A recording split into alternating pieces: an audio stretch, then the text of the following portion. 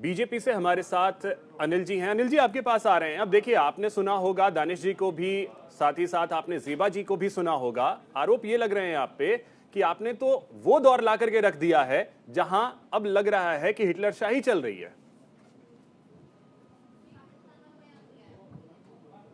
जी अभिषेक जी, नमस्कार आपको और सभी दर्शकों को जी नमस्कार। नमस्कार सर।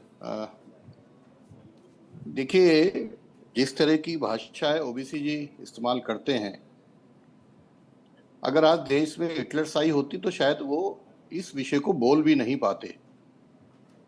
आज देश में लोकतंत्र का शासन है, संविधान का शासन है, और पिछले 10 साल में मोदी सरकार ने ये प्रूव किया है कि देश में कोई भी व्यक्ति हो जो भारत का नागरिक है, उसके लिए सबका साथ, सबका विकास, सबका विश्वास और सबका प्रयास जो लागू हुआ है, उससे विकसित भारत 2047 का जो प्रण माननीय मोदी जी ने लिया है वो साकार होने वाला है।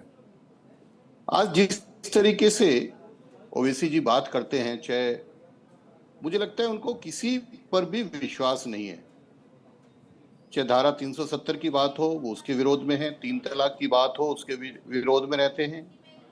माननीय न्यायालय का कोई फैसला आ जाए, उससे भी सहमति नहीं रखते। और मैं कुछ चीजें आपको गिनवाना चाहता हूं जो पिछले 10 साल में मोदी सरकार ने काम किया। मैं आपके चैनल पे चैलेंज करके कहता हूं कि आप पिछले 10 साल में एक भी काम ऐसा बता दें जो किसी धर्म के विरोध में रहा हो। जितनी भी हजारों योजना मोदी सरकार की आई, वो सबके लिए आई। एक भी योजना ऐसी नहीं है जो धर्म आधारित हो। 80 करोड़ से ज्यादा लोगों को पीएम गरीब कल्याण अन्न योजना के तहत अनाज दिया जा रहा, जो अभी एक बात कर रहे थे कि कोरोना काल में क्या हुआ।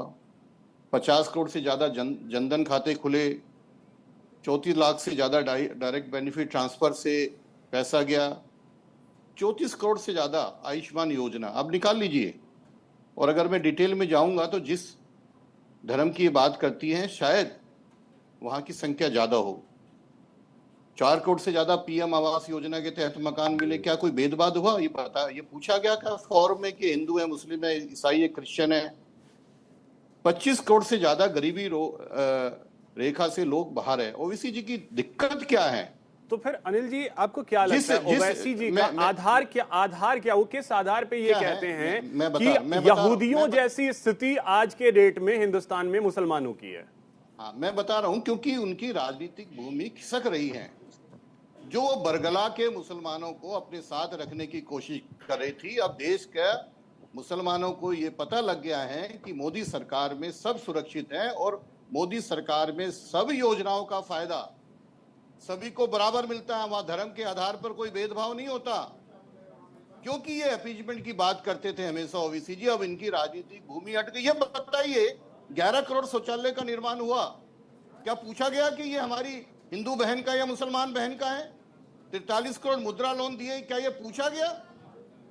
25 करोड़ जब लोग गरीबी रेखा से ऊपर आए तो क्या पूछा गया? 11.8 करोड़ किसानों को डायरेक्ट बेनिफिट ट्रांसफर से फायदा हुआ, तो क्या पूछा गया ये हिंदू है, मुसलमान है? 9 करोड़ बहनों को सेल्फ हेल्प ग्रुप से सहायता मिली, पूछा गया? 1 करोड़ लखपति दीदी, 78 लाख स्ट्रीट वेंडर्स को फायदा हुआ, 3.6 करोड़ सुकन्या समृद्धि होने से क्या पूछा गया कि हिंदू बहन है, हमारी हिंदू बेटी है, मुसलमान बेटी है?